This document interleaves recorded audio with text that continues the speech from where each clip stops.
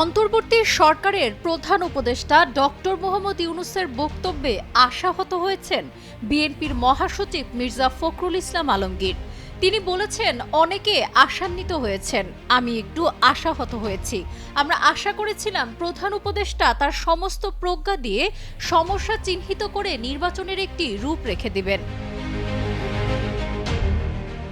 সোমবার রাজধানীর জাতীয় প্রেস ক্লাবে বিএনপির উদ্যোগে মাওলানা আব্দুল হামিদ খান ভাসানীর ৪৮তম মৃত্যুবার্ষিকী উপলক্ষে আয়োজিত আলোচনা সভায় তিনি এসব কথা জানান।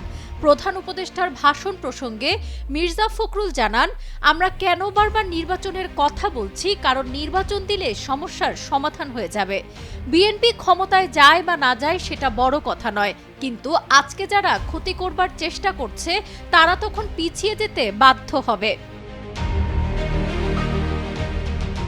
সংস্কার প্রসঙ্গে তিনি জানান, সংস্কার আমরা চাই না, শুধু আমরা সংস্কার শুরু করেছি। সংস্কার আমরা অবশ্যই চাইব এবং সংস্কার আমরা করব।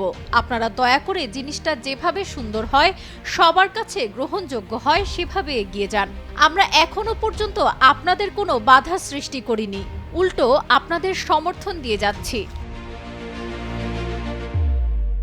সচিবালয়ে স্বৈরাচারের দোসররা বসে আছে মন্তব্য করে সরকারের উদ্দেশ্যে ফখরুল জানান, কিভাবে কাজ করবেন আপনি, আপনি কাদের দিয়ে সংস্কার করবেন?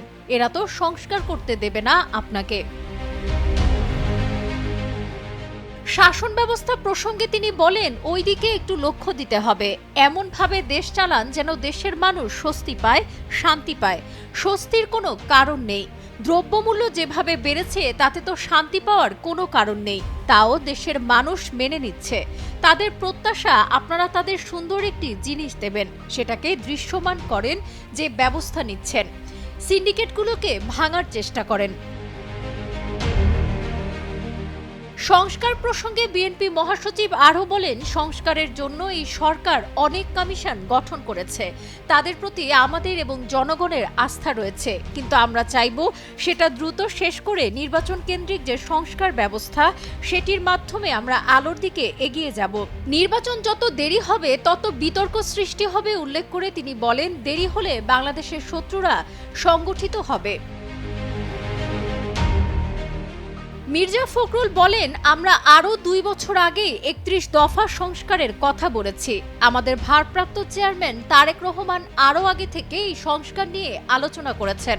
তাই আমরা অবশ্যই সংস্কার চাই এবং সেই সময়টা যেন অবশ্যই যৌক্তিক সময়ের মধ্যে হয় এবং যেন মনে না করে যেন তারাই ক্ষমতায় থেকে যাবে।